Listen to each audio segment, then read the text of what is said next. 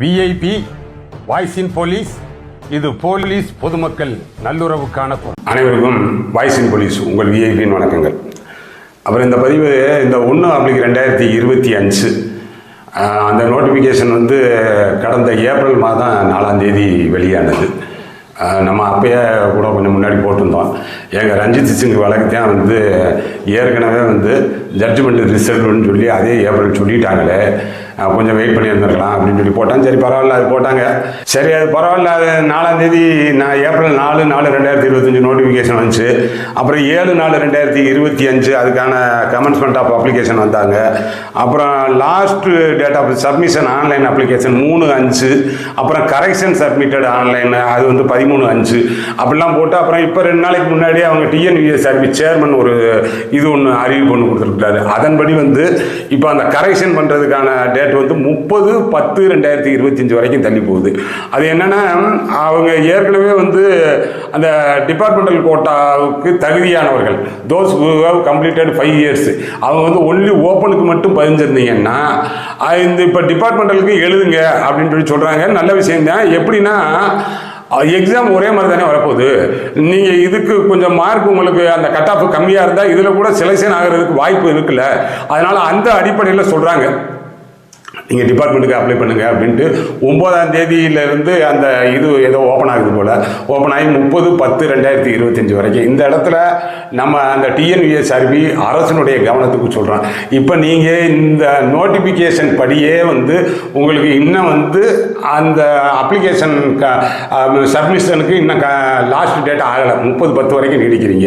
இப்போ இதுதானே இந்த வருடத்தைய 1/7/2025 தானே அந்த கம்ப்ளீட்டட் 5 இயர்ஸ் குருசியல் பீரியடாக வச்சிருக்கணும்.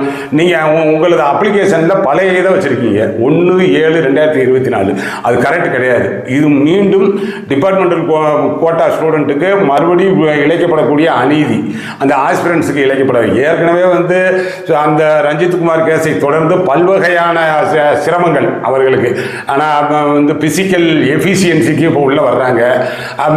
காமன் டு ஆல் எக்ஸாமு ஃப்ரெஷ்ஷெல்லாம் எழுத முடியாது. 20 வயசு 22 வயசு ஃப்ரெஷ்ஷாக வர்றவனோட போட்டி போட முடியுமா? அதெல்லாம் போட்டி போட முடியாது. என்ன ஆகுதுன்னு தெரியல. ஆனால் இவர்களுக்கான 20%க்குள்ளே ஏதோ ஒரு கட் ஆஃப் வரும். அது ஒன்று தான் ஆறுதல் இருக்கும். ஆனால் அந்த 20% வரும்னு நம்ம அந்த முந்தைய பதிவில் சொல்கிறது மாதிரி இவர்களுக்குன்னு நீங்கள் ஏதேனும் சிறப்பாக செய்யணும்னு நினச்சிங்கன்னா இந்த நோட்டிஃபிகேஷனை தனியாக விடலாம். இந்த மிலிட்ரி மாதிரி டிபார்ட்மெண்ட்டுக்குன்னு நடத்துகிறத தனியாக விடலாம். அது நடக்குதான்னு பார்ப்போம். இப்போ இந்த நோட்டிஃபிகேஷனில் இருக்கக்கூடிய குறைபாடு இது களையப்படணும். ஆனால் இப்போ தான் விட்டுருக்கீங்க.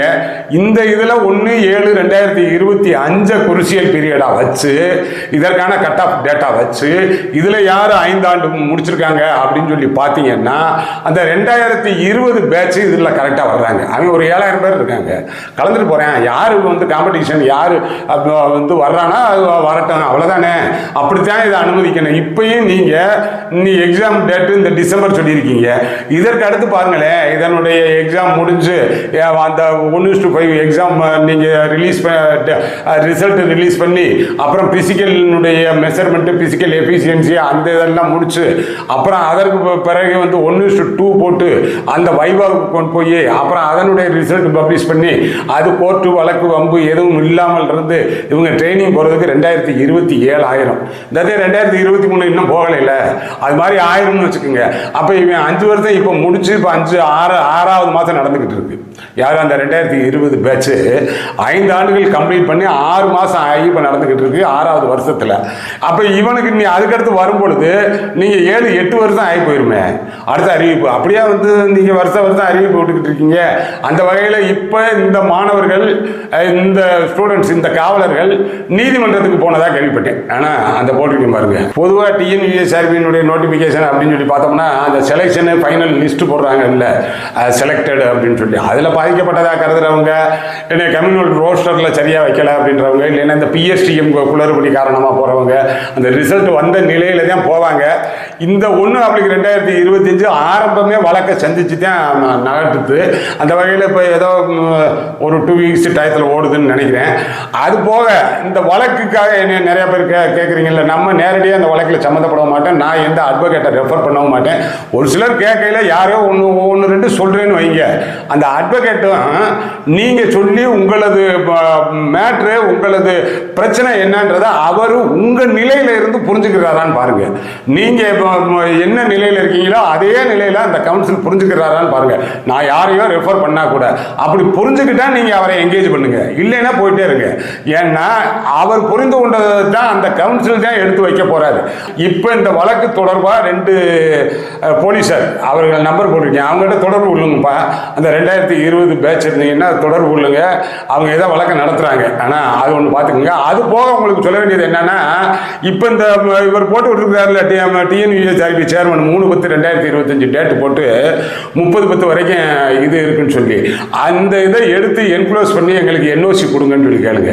டிபார்ட்மெண்டல் கோட்டாவை அப்ளை பண்ணணும். எதில் வேலை பார்க்குறீங்களா, பட்டாலியன்னா பட்டாலியன், எங்கே வெளியில் இருக்கீங்கன்னா யூனிட்னா யூனிட்டு, வேறு எங்கெங்கே இருக்கீங்களோ அந்தந்த யூனிட் ஹெட்டுக்கு ஒரு பெட்டிஷன் கொடுங்க. அவங்க ரிப்ளை நீங்கள் இதுக்கு தகுதி இல்லைன்னு சொல்லட்டும், என்னமோ ஒன்று சொல்லட்டும், ஒரு ரிப்ளை வாங்கிக்கோங்க. அவர்கள்ட்ட நேரடியாக பெட்டிஷன் கொடுத்ததோட வெளியே வந்து உங்கள் பட்டாலியனை எங்கேயோ ஏதோ வேலை பார்க்குற இடம் அது ஏஆர் இருந்துச்சுன்னா ஏஆர் வாசல்லே இருக்கக்கூடிய போஸ்ட் ஆஃபீஸ் மூலமாக ரெஜிஸ்டர் போஸ்ட் ஒன்று உங்கள் அந்த யூனிட் ஹெட்டுக்கு அனுப்பிச்சி வைங்க. அதை அனுப்பி வச்சு இந்த வழக்கு வருது பாருங்கள், என்ன 2 வாரமாக நம்ம சொன்னாங்க, அது டேட் எப்போன்றதை கேட்டுக்கோங்க. ஆனால் அந்த வழக்கு வரும் பொழுது இந்த அக்னாலஜ்மெண்ட்லாம் கொண்டு போய் கொடுங்க. ஏன்னா ஏற்கனவே வந்து அப்படித்தான் வந்து அந்த 1054 ஜிஓ வந்த நேரம் கூட அதில் அப்படித்தான் குறிப்பிட்டிருப்பாங்க. நிறைய வந்து ரெப்ரசன்டேஷன் எங்களுக்கு வந்துச்சு, யார்கிட்ட ஹெட் கான்ஸ்டபிள்கிட்ட இருந்து எங்களுக்கான வேரியஸ் ரெப்ரசன்டேஷன் நிறைய வந்ததுனால, நாங்கள் பாதிக்கப்படுறோம்னு வந்ததுனால இந்த 1054 ஜிஓ போட்டோம்னு. அது அப்படி வரலை, அது டாட்டில் கேஸ் போட்டு வந்துச்சு. ஆனால் இவங்க டிஎன்யூஎஸ்ஆர்பி கவுண்டர் அவிடேவிட்டில் அப்படி சொல்லியிருப்பாங்க. அதன் அடிப்படையில் இப்போ நிறைய ரெப்ரசன்டேஷன் அனுப்புங்க, ஆனால் டிஜிபிக்கு கொடுங்க. இந்த மாதிரி எங்களுக்கு என்ஓசி கொடுக்க மாட்டாங்க, 5 வருஷம் கம்ப்ளீட் ஆயிடுச்சு, இப்போ வரைக்கும் இன்னும் வந்து அப்ளிகேஷன் அனுப்புகிற டேட்டில் தானே இருக்குது, 30/10 வரைக்கும் அப்ளிகேஷன் நீங்கள் சப்மிட் பண்ணலாம்ன்ற டேட்டில் தானே இருக்குது, அப்போ நீங்கள் கம்ப்ளீட் பண்ணிட்டீங்கல்ல, அந்த அடிப்படையில் குறிப்பிட்டு கேளுங்க, நீங்கள் பக்காவான எலிஜிபிள். ஆனால் என்ன சொல்ல போனால் 5 ஆண்டுன்னு சொல்லி கேட்டோம் பார்த்தீங்களா முன்னாடி, அது எதுக்குன்னா டிபார்ட்மெண்டெல்லாம் அவன் என்ன தெரிஞ்சுக்கிட்டான்னு சொல்லி கேள்வி கேட்கறதுக்கு தான் 5 வருஷம். 5 ஆண்டு காலம் டிபார்ட்மெண்ட்டில் அவன் என்ன கற்றுக்கிட்டான் அப்படின்றதுக்காகத்தான் அந்த குறைந்தபட்சம் 5 வருஷம்னு. இப்போ தான் அதுவும் இல்லையே, நீங்கள் டிபார்ட்மெண்டெல்லாம் கற்றுக்கிட்டது எதுவுமே கேள்விக்கே வரலையே. அப்புறம் என்ன, நீ போலீஸில் சேர்ந்துட்டாலே டிபார்ட்மெண்டல் கோட்டா எழுதுறதுக்கு எலிஜிபிள் தான். இப்போ 5 வருஷம் வைப்பதனுடைய லாஜிக்காக என்ன நோக்கம் இருக்க போகுது? ஒன்றுமே கிடையாது. நீ எப்படி ஃப்ரெஷ்ஷாக எழுதுறவன் எழுதுறானா அதே மாதிரி டிபார்ட்மெண்ட்டுக்காரன் எழுத போகிற. அப்புறம் என்ன இருக்குது இதில்? இவருக்கு 1 மாதம் இப்போ கம்மியாகிடுச்சான், அது நீங்களாக வச்ச டேட்டு காரணத்தினால. அதனால் இது ஒரு முக்கிய பதிவாக சொல்லணும் போல இருந்தேன். ஏற்கனவே பல்வேறு வகையில் பாதிக்கப்பட்ட நிலையில் இருக்கக்கூடியவர்களுக்கு இது இழைக்கப்படக்கூடிய மிக பெரும் அநீதி. இது அந்த head of the police force அவங்க கவனம், டிஎன்யூஎஸ்ஆர்பி சேர்மன் கவனம், அரசாங்கத்தினுடைய கவனம், இது எல்லாத்துக்கும் போகணுன்றதுக்காக தான் இந்த பதிவு. இதெல்லாம் ரொம்ப எளிதாக ரெக்டிஃபை பண்ணக்கூடிய ஒரு சமாச்சாரம். இதுக்காகலாம் வந்து இந்த காவலர்களை போட்டு மன உளைச்சலுக்கு ஆளாக்குறது சரி கிடையாது. அதனால் பார்ப்போம். நம்ம சேனல் இன்னும் சப்ஸ்கிரைப் பண்ணலைன்னா பண்ணிக்கிங்க. அடுத்தடுத்த நல்ல பதிவுகளில் பார்ப்போம். உங்களுக்கு சொல்லிக்கிறேன்.